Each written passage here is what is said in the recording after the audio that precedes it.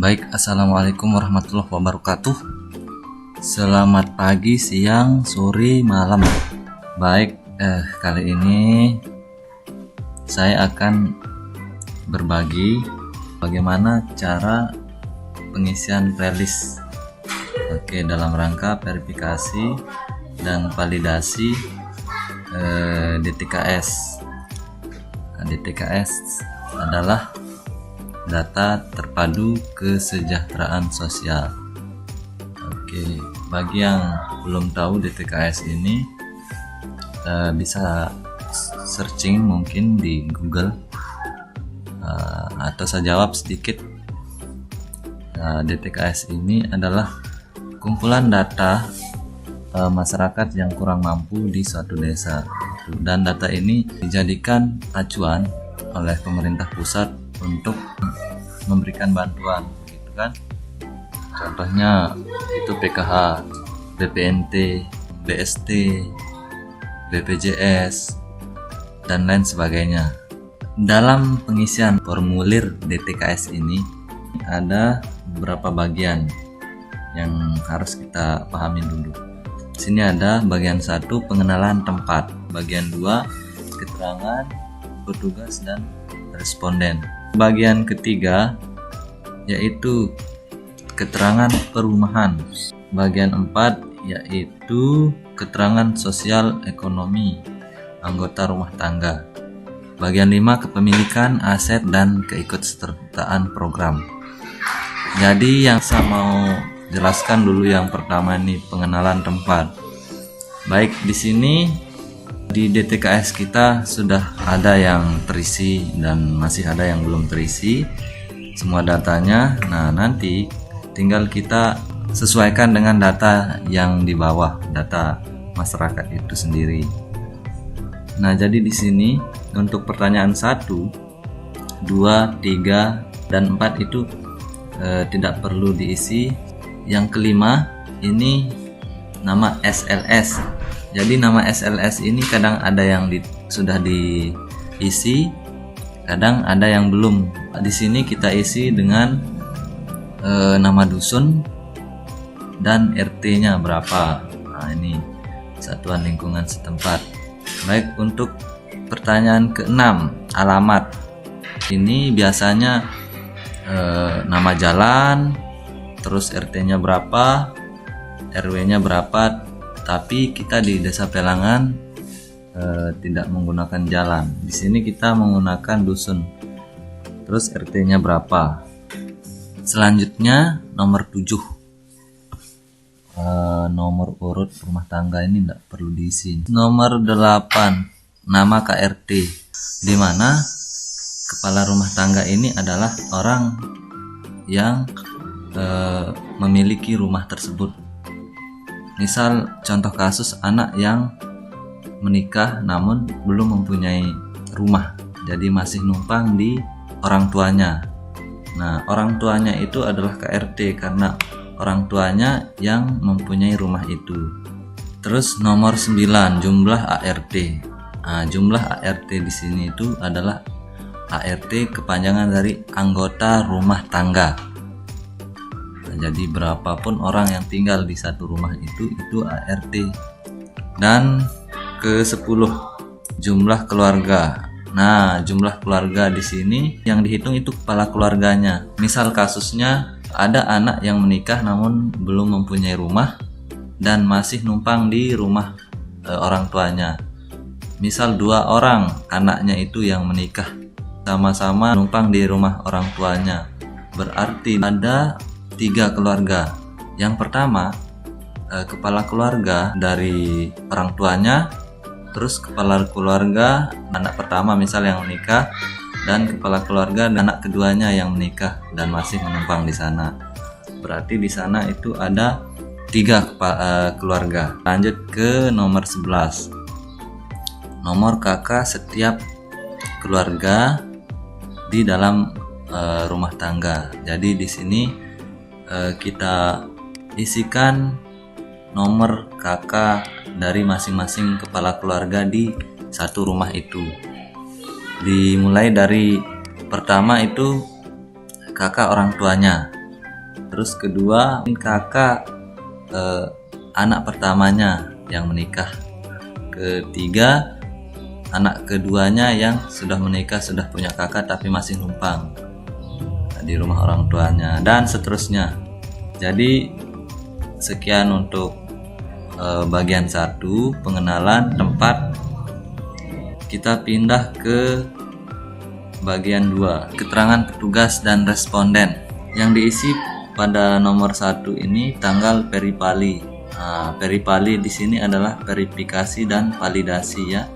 Tanggal berapa rekan-rekan turun ke rumah warga untuk mendata, itu diisi di sini. Terus nama petugas peripali ini tulis nama rekan-rekan dan langsung tanda tangan di sini. Terus yang ketiga, tanggal pemeriksaan. Operator ini yang isi pemeriksaannya ini, dan nama pemeriksa. Nomor 5, hasil peripali rumah tangga penerima manfaat. Jika data di DTKS ini yang diverifikasi ditemukan dan sudah diverifikasi, nah di sini kita isi nomor 1. Ketika sudah selesai diverifikasi, ada perubahan-perubahan yang sudah kita sesuaikan dengan data masyarakat, itu kita isikan nomor 1. Jika rumah tangga itu tidak ditemukan, ternyata tidak ditemukan, setelah kita konfirmasi ke dusun, ke kepala dusun setempat, orang yang bersangkutan tidak ada di dusun itu, maka kita isikan nomor 2 di sini, dan datanya itu tidak usah kita verifikasi, begitu, tidak usah diverifikasi. Mau verifikasi apa? Orangnya kan tidak ada, jadi cukup kita beri di sini nomor 2.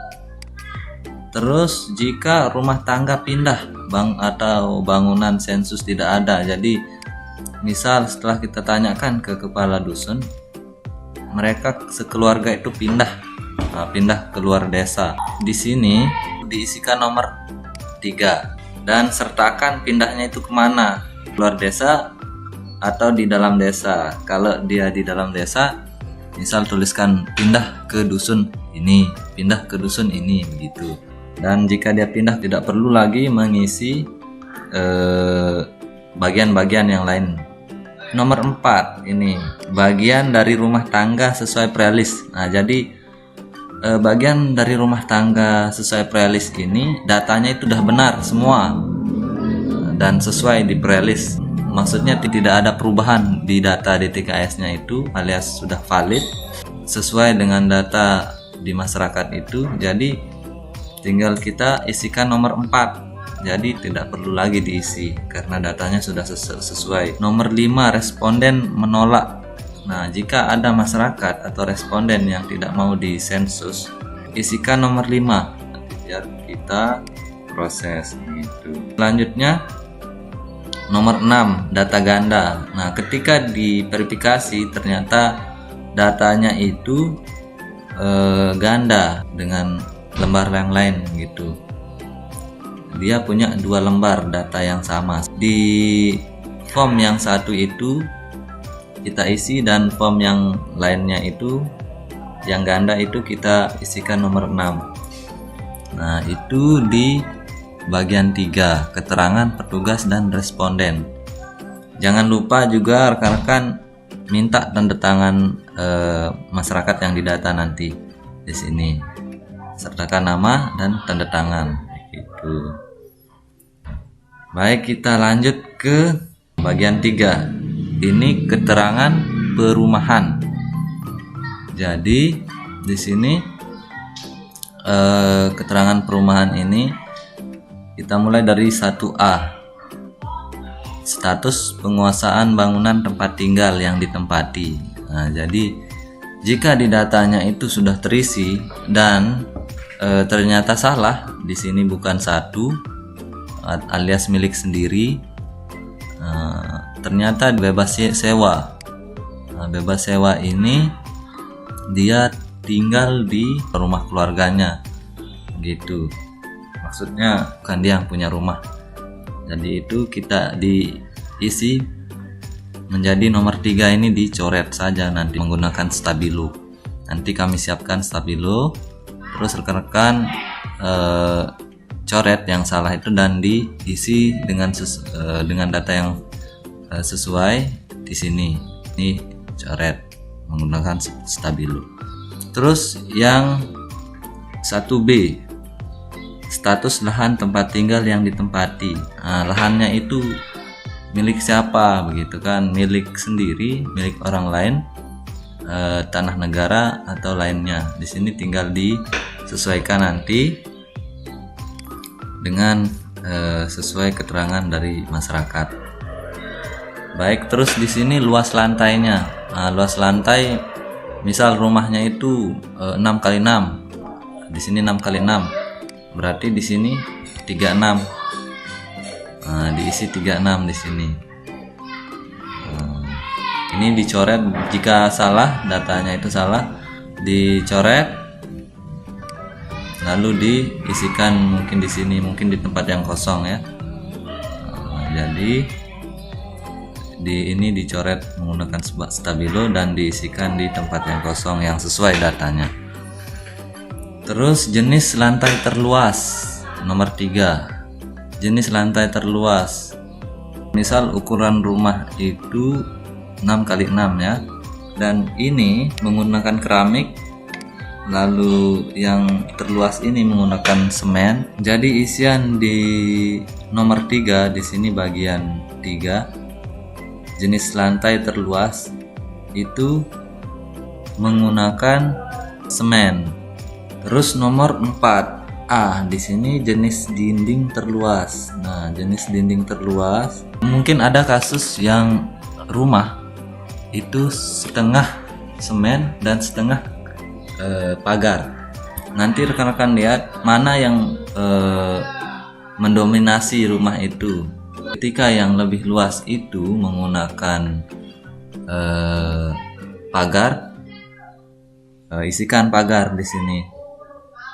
Nah, jika dia yang terluas menggunakan tembok, itu diisikan tembok begitu.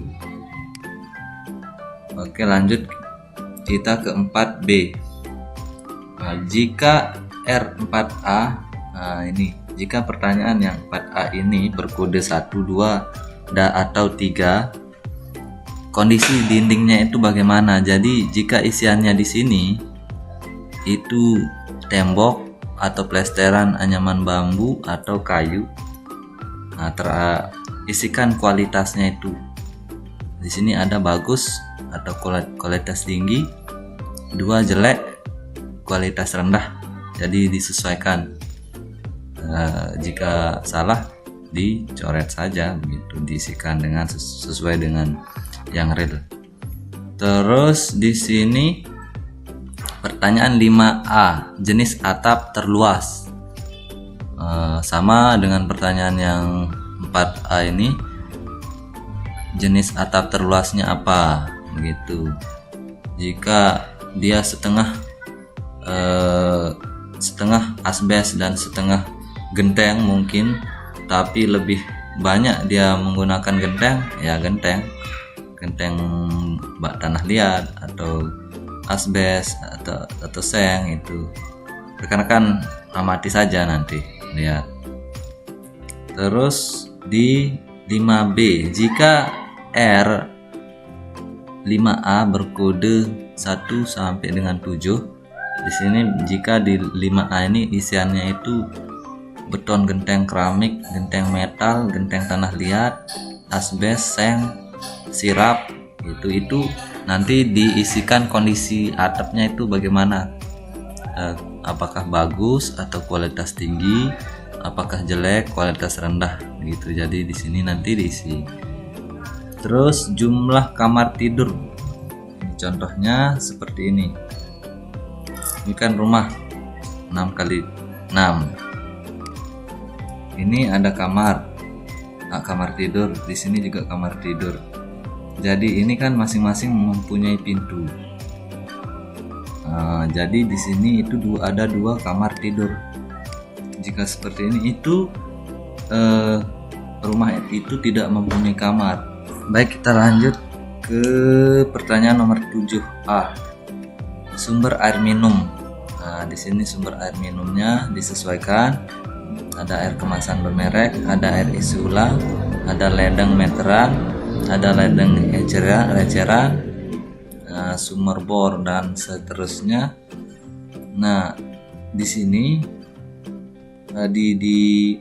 di sini di 7B, jika R7A berkode 3, jika isian yang nomor 7A ini isiannya itu adalah ledeng meteran, itu ada dia punya ID pelanggan, masukkan ID pelanggannya di sini, isikan.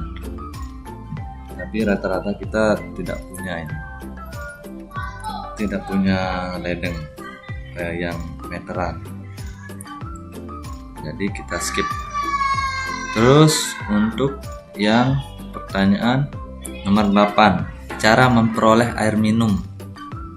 Di sini membeli eceran, kualitasnya jelek atau kualitas rendah atau tidak membeli. Di sini dipilih ya. Terus 9A, sumber penerangan utama. Di sini ada listrik PLN. Yang dimaksud listrik PLN itu adalah yang mempunyai meteran, gitu kan? Ada meteran di sana, standarnya ada. Terus yang dimaksud listrik non PLN itu adalah contohnya tenaga surya, gitu. Terus genset dan lain-lain. Terus ini nomor 3, bukan listriknya. Bukan listrik ini adalah lilin biasanya kan. Contohnya adalah lilin, yang bukan listrik. Nah, terus yang 9B, jika R9A berkode 1, jadi daya yang terpasang itu berapa watt? Ada yang 450 watt, ada yang 900 watt, dan seterusnya. Ini nanti diisi.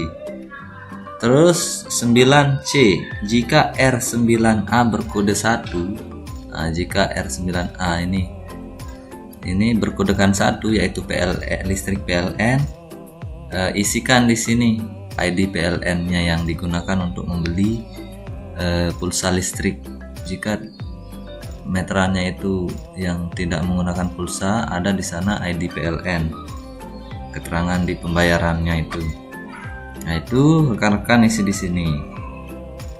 Jadi misal ada kasus masyarakat yang ngalir listriknya itu ngalir dari standar tetangga. Nah, itu nanti tetap dia listrik PLN yang di nomor 9A, namun yang di 9B ini isiannya tanpa meteran. Selanjutnya 10A, bahan bakar energi utama untuk memasak. Nah, jadi di sini disesuaikan ya. Ini listrik, terus ada yang gas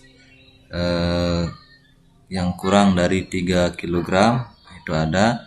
Terus ada gas yang 3 kg. Ini biasanya gas subsidi itu yang biasa kita gunakan. Itu. Dan lain-lain di sini disesuaikan nanti. Selanjutnya 10B. Jadi di sini mungkin ada kesalahan kesalahan dari playlistnya. Di sini sebenarnya jika R10A berkodekan 3, di sini berkode 3 yaitu gas 3 kg. Ini ada pasti ID pelanggannya. Mohon diisikan di sini. Terus yang pertanyaan selanjutnya 10A, penggunaan fasilitas tempat buang air besar. Penggunaan fasilitas tempat buang air itu ada dia punya WC enggak? WC sendiri gitu, pribadi atau bersama. Mungkin ini WC-nya di luar rumah dan digunakan bersama gitu. Terus ini tidak ada, WC-nya tidak ada, bisa diisikan sesuai kan. Terus 11B, jenis kloset. Ini kalau memang ada ya, kalau memang ada WC-nya sendiri ataupun bersama, itu jenis klosetnya itu apa? Yang pertama leher angsa.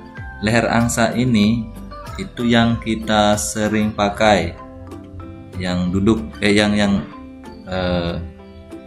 apa namanya, nyengkeng gitu.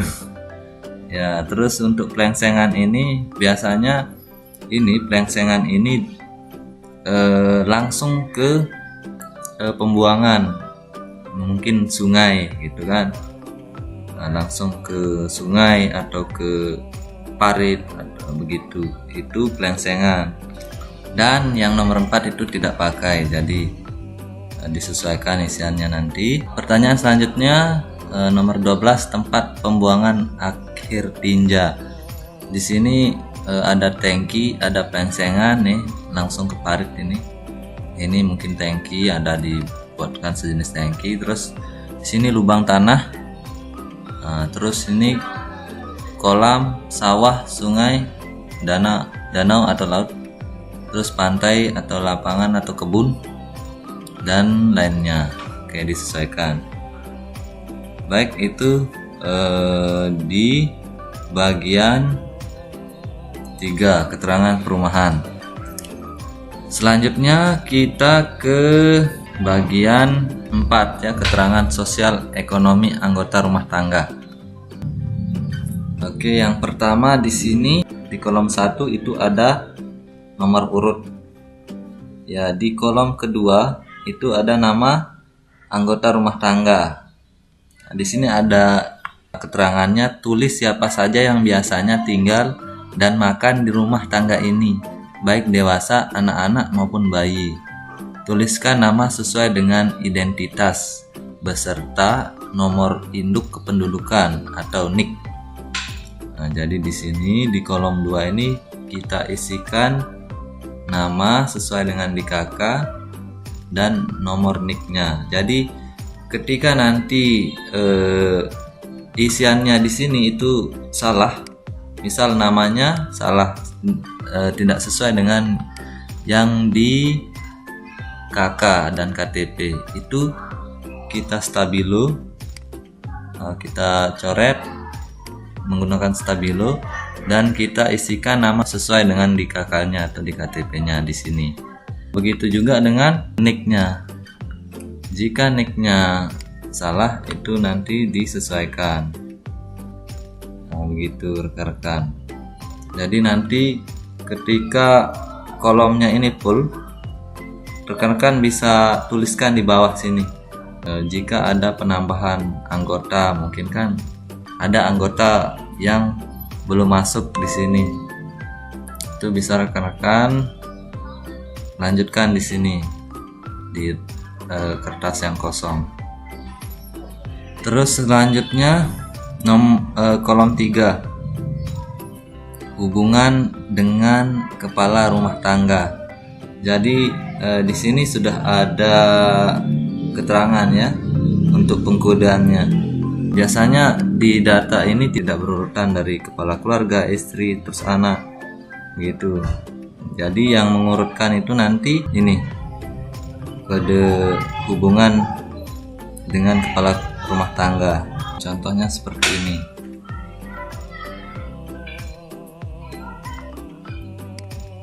Ada 3 keluarga misal di satu rumah.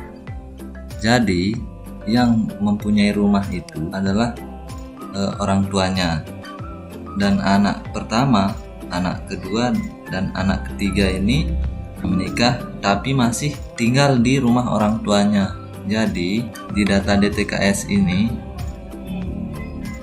hubungan dengan kepala rumah tangga yang pertama, misal bapaknya, yaitu tetap kita isikan dengan nomor 1, kepala rumah tangga. Nah, terus yang kedua itu ibunya, misal ibunya istri dari KRT, itu tetap diisikan dengan istri atau suami di sini kan. Terus anaknya, misal ada anaknya KRT ini lagi yang belum menikah, itu di sini diisikan anak, begitu kan, diisikan anak. Lalu di sini ada anaknya yang sudah menikah yang masih tinggal di sana di rumah orang tuanya ini. Hubungannya dengan KRT tetap anak. Tetap anak di sini. Hubungannya dengan KRT tetap anak karena dia masih anaknya kan. Nah, istri dari anak ini itu baru hubungan dengan KRT itu adalah menantu. Menantu dari KRT. Menantu. Di sini ada nomor 4. Dan anak dari ini atau cucunya KRT atau cucu KRT ini itu hubungan dengan KRT itu adalah cucu. Jadi mohon rekan-rekan ini lebih diperhatikan. Jadi khusus di hubungan dengan kepala rumah tangga itu diisi seperti yang tadi saya jelaskan. Terus nomor urut keluarga kolom 4 ini biasa kita urutkan dari KRT, terus anak pertama, anak kedua yang menikah gitu kita urutkan. Terus ini hubungan dengan kepala keluarga. Hubungan dengan kepala keluarga. Nah, ini baru kita isi sesuai dengan kakaknya masing-masing. Baik, selanjutnya jenis kelamin. Nah, di sini ada kodenya. Jika laki-laki itu nomor 1 dan nomor 2 itu adalah perempuan. Terus umur. Nah, bagian umur ini tidak perlu diisi ini. Dilewati saja. Terus status perkawinan. Nah, di sini status perkawinan ada keterangannya kolom 8. Bisa diisikan sesuai dengan kode-kodenya masing-masing. Terus kolom 9. Jika kolom 8 sama dengan 2 atau 3, kepemilikan akta buku nikah atau akta cerai.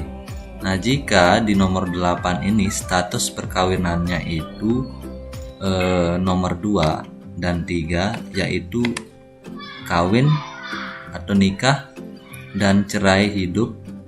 Nah, di sini isikan ada ndak buku nikahnya, nah, gitu. Terus ada ndak surat cerainya, gitu. Jika tidak ada, 0 isiannya.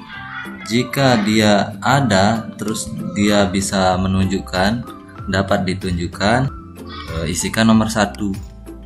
Jika dia punya tapi tidak dapat ditunjukkan, misal ada saya punya tapi sedang dibawa untuk keperluan ini, oh ya, berarti di sana isikan nomor 2. Oke. Terus selanjutnya kolom 10, tercantum dalam kartu keluarga kakak atau kakak di rumah tangga ini. Misal jika sudah ada di dalam kakak itu sesuaikan dia kodenya nomor 1. Jika dia belum ada, misal anak baru lahir gitu, belum sempat dimasukkan ke kakak, itu nanti kodenya nomor 2. Tidak ada dari sana gitu. Terus kepemilikan kartu identitas. Di sini isiannya misal si Hersan ini ada tidak dia memiliki kartu identitas seperti akte kelahiran, kartu pelajar, KTP atau SIM gitu. Jika tidak ada, satu-satu tidak ada, tinggal diisikan 0 gitu. Terus kolom 12 untuk wanita usia 10 sampai dengan 49 tahun, dan kolom 8 isiannya sama dengan 2. Status kehamilannya itu bagaimana? Nah, dia sedang hamil atau tidak? Itu ya atau tidak. Ini misal kolom 8. Kolom 8 ini dia sudah menikah. Nah, sudah menikah atau kawin. Jadi di sini itu dia hamil enggak gitu. Kalau dia lagi hamil 1, kalau dia tidak hamil 2. Itu untuk yang wanita, tapi untuk yang laki-laki ya 2 sudah, 2 atau 0, isikan 0. Terus jenis cacat, kolom 13 di sini ada kodenya. Apa mungkin ada yang menderita ini disabilitas, tolong disesuaikan saja. Terus penyakit kronis atau menahun kolom 14 itu di sini ada kolomnya, keterangan apa saja penyakit kronis atau menahunnya. Lanjut untuk ART 5 tahun ke atas ya. Di sini kolom 15 partisipasi sekolah. Kita lihat kode nomor 15, tidak atau belum pernah sekolah, atau nomor 1 masih sekolah, atau 2 tidak bersekolah lagi. Nah, ini sih sesuai dengan real gitu, dengan yang di lapangan. Jika dia belum pernah sekolah, terus di sini jika kolom 15 itu sama dengan 1 atau 2. Jika di kolom 15 itu masih sekolah ataupun tidak bersekolah lagi, isi yang 16 ini, kolom 16 jenjang dan jenis pendidikan tertinggi yang pernah atau sedang diduduki. Jadi kolom 16 ini ada nomor 1 SD, terus 2 paket A, terus 3 ibtidaiyah. Itu disesuaikan nanti jika dia sekolah kan. Kalau dia tidak sekolah atau di kolom 15 ini isiannya 0, tidak atau belum pernah sekolah, itu tidak usah diisi, itu 0 aja diisikan di sana. Terus kolom 17 kelas tertinggi yang pernah atau sedang diduduki. Misal dulu dia SD, tapi di sini isiannya tidak bersekolah lagi sampai kelas berapa. Misal sampai kelas 3 atau lulus gitu kan. Di sini diisikan 3 gitu, misal SMP atau tamat gitu kan. Terus kolom selanjutnya ijazah tertinggi yang dimiliki. Misal ijazah tertingginya apa, mungkin ada yang putus sekolah, di sini tidak punya ijazah, kelasnya itu cuma sampai misal SD kelas 5, misal tidak mempunyai ijazah. Kalau dia lulus atau tamat, itu pasti ijazahnya SD begitu. Selanjutnya bekerja atau membantu bekerja selama seminggu yang lalu. Misal nomor kolom 19 ini seminggu dari seminggu yang lalu itu atau selama seminggu yang lalu itu bekerja enggak begitu. Kalau bekerja di sini isiannya itu satu. Satu, kalau tidak isiannya itu 2. Jika bekerja di sini berapa jam? Berapa jam dia bekerja? Misal 1 minggu yang lalu itu dia bekerja bertani. Misal bertani itu selama 4 hari, dan 1 hari itu 7 jam. Misal itu dikalkulasikan selama 4 hari itu berapa jam jadinya. Nah, di sini kita isikan berapa jam dia bekerja. Terus lapangan usaha dari pekerjaan utama. Ini ada kodenya nomor 20, lapangan usaha dari pekerjaan utama. Jadi pekerjaannya itu apa begitu kan? Di sini ada pertanian, tanaman padi dan palawija, terus hortikultura, terus perkebunan sampai dan lain-lain ini kan. Tinggal disesuaikan. Jika dia bertani, ya pertanian. Jika dia di guru, itu di sini ada jasa pendidikan.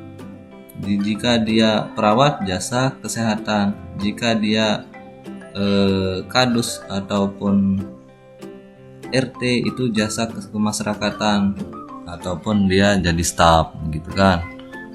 Nah, itu di sini. Terus kolom selanjutnya, kolom 21, status kedudukan dalam pekerjaan utama. Nah, di sini 21. Misal pekerjaannya itu petani, yang di kolom 20 itu petani. Nah, namun ladang atau sawah yang tempat dia bekerja itu, tempat dia bertani itu adalah milik orang lain.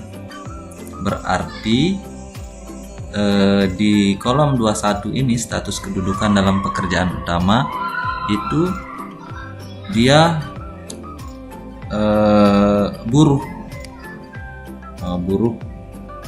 atau karyawan atau pegawai atau swasta, itu dia buruh.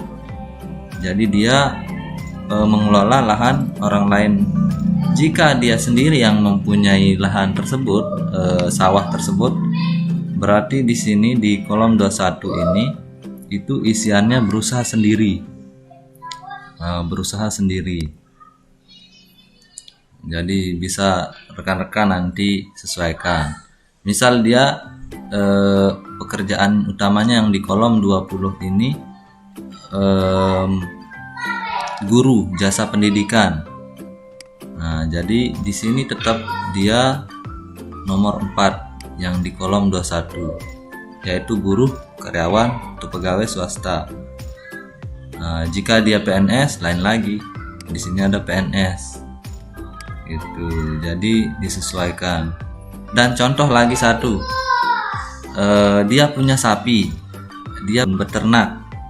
Isian yang di kolom 20 itu beternak, namun bukan dia yang punya sapi. Dia memelihara sapi orang lain, misal contohnya kita di sini ngadas begitu kan.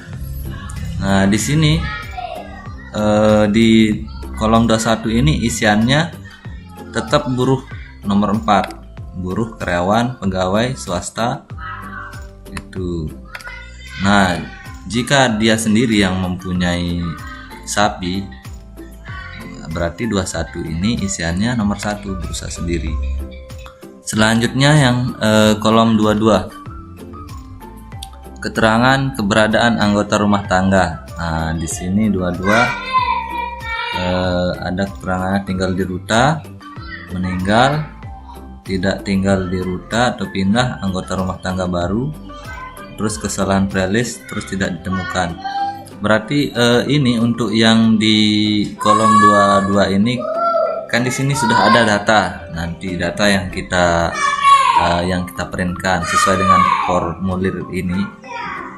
Itu ketika diverifikasi ke bawah ternyata ada yang meninggal di sini.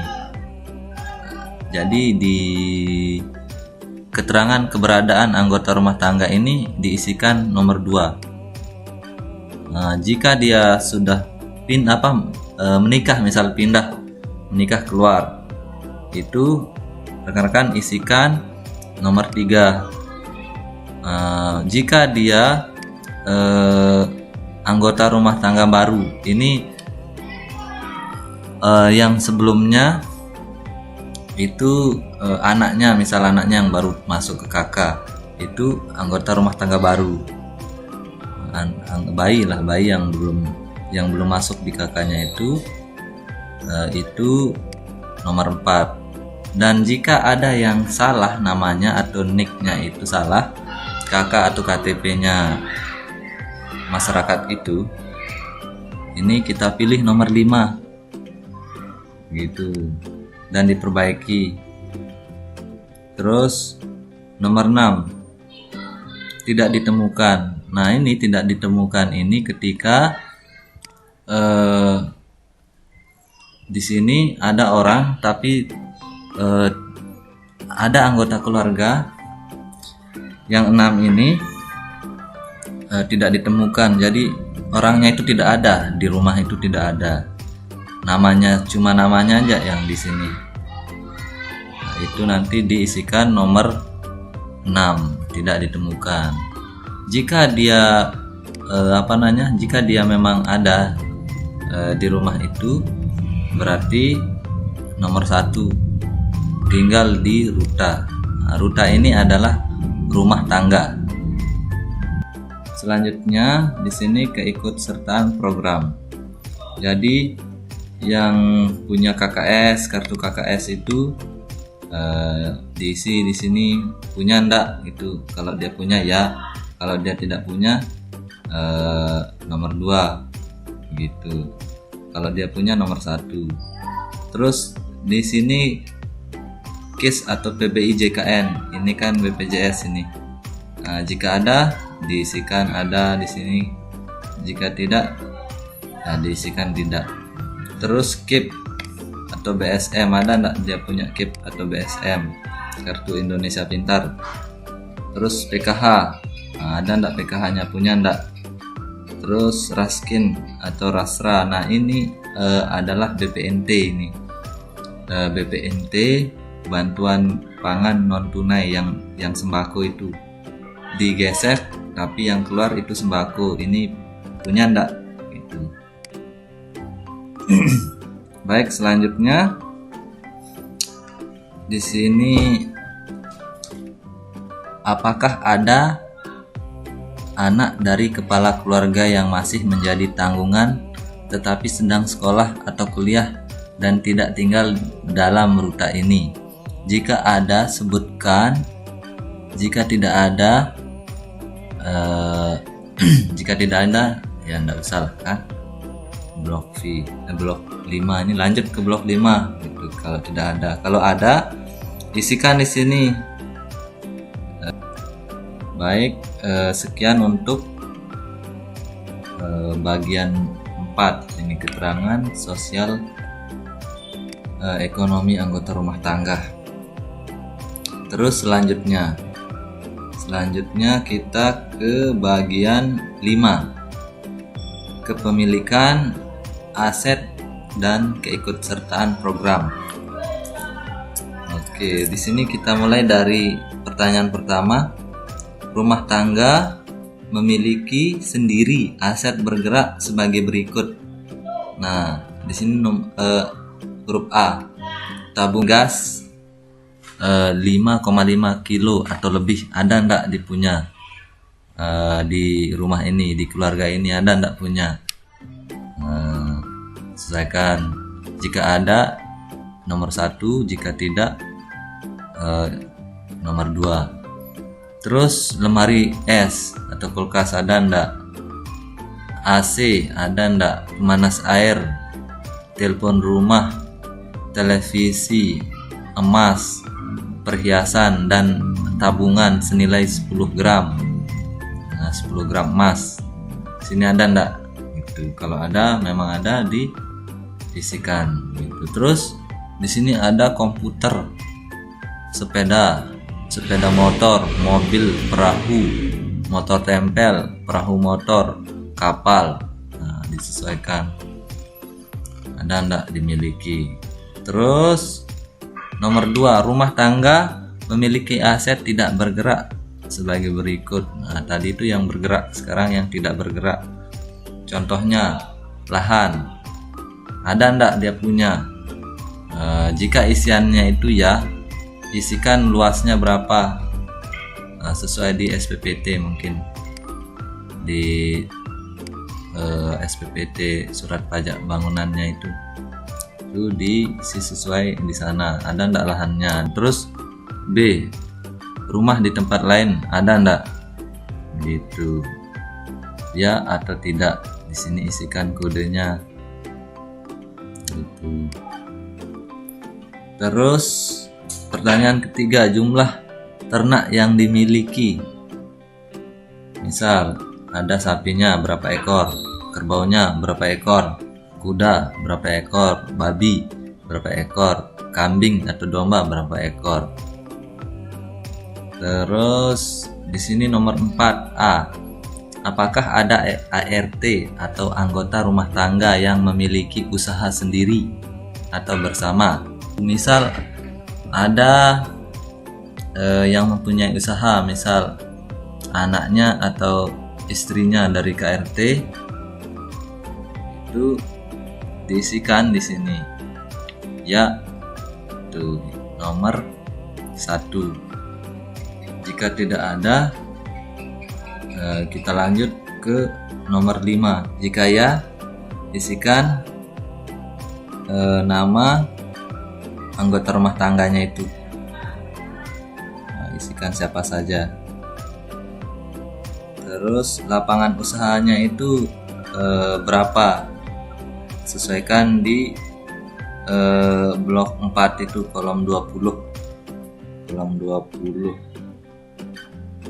Nah ini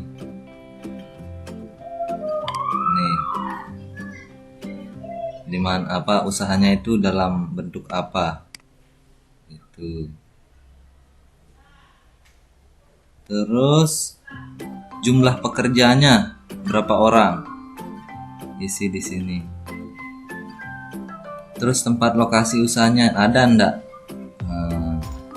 Kalau dia yang disebut tempat atau lokasi usaha itu adalah ada bangunan permanen gitu. Bangunan permanennya ada, itu baru dikategorikan ada dia punya tempat lokasi. Jika dia seperti bakulan, terus kaki 5 di rumah itu tidak termasuk, itu tidak ada tempat itu. Terus omset usaha per bulan itu berapa ditanya.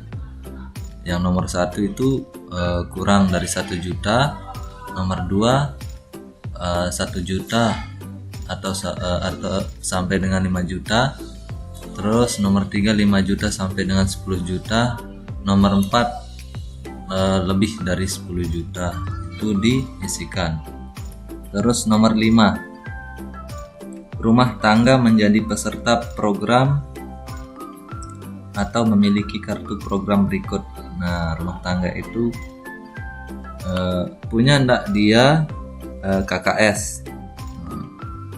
Terus ini punya enggak dia KIP nih, kartu Indonesia Pintar. Terus yang C, punya enggak kartu BPJS, KIS yang gratis ini, BPJS gratis. Nah kalau ini punya enggak dia BPJS kesehatan peserta mandiri, ini yang tidak gratis, ini mandiri, punya enggak itu. Terus ini yang BPJS ketenaga kerjaan, ini punya enggak.